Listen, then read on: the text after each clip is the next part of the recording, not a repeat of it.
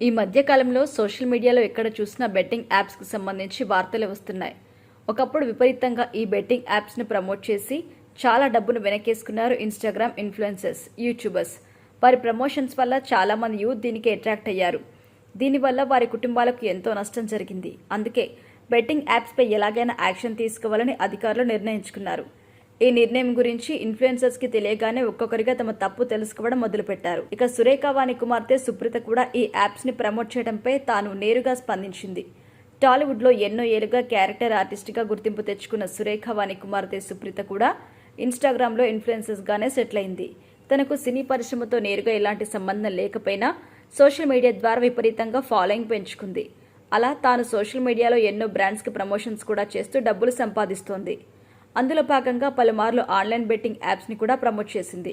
ఇక తాజాగా betting apps ని ప్రమోట్ చేస్తున్న వారిపై అధికారులు యాక్షన్ తీసుకోవడం మొదలుపెట్టడంతో సుప్రీత ముందుకొచ్చి బహిరంగంగా క్షమాపణ కూడా చెప్పింది.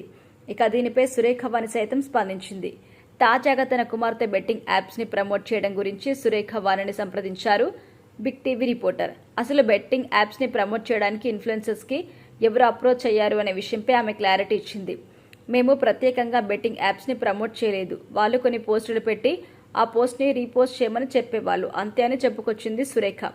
అంటే తన కూతురు ప్రత్యేకంగా ఈ బెట్టింగ్ యాప్స్ని ప్రమోట్ చేసింది అనే విషయాన్ని సురేఖ వాణి నేరుగా ఒప్పుకోలేదు. కేవలం సోషల్ మీడియాలో దీని గురించి పోస్ట్ చేస్తుందని మాత్రమే చెప్పుకొచ్చింది. బెట్టింగ్ యాప్స్ అనేవి ఎంత నష్టం కలిగిస్తాయో తెలియకుండా వాటి గురించి సోషల్ మీడియాలో పోస్ట్ చేసి ఇప్పుడు సారీ చెప్పడం ఎంతవరకు కరెక్ట్ అని సురేఖ వాణికి ప్రశ్న ఎదురైంది. తెలియకుండా చేసిన దానికే తెలియకుండా చేశాం అని సారీ చెప్తున్నాం. తెలియకుండా ఎందుకు చేశారంటే తెలియకుండానే చేశాం. సమాచారం తెలియకుండా పోస్ట్ చేసినందుకే సారీ చెప్పాం అంటూ సీరియస్గా సమాధానమిచ్చింది సురేఖ వాణి.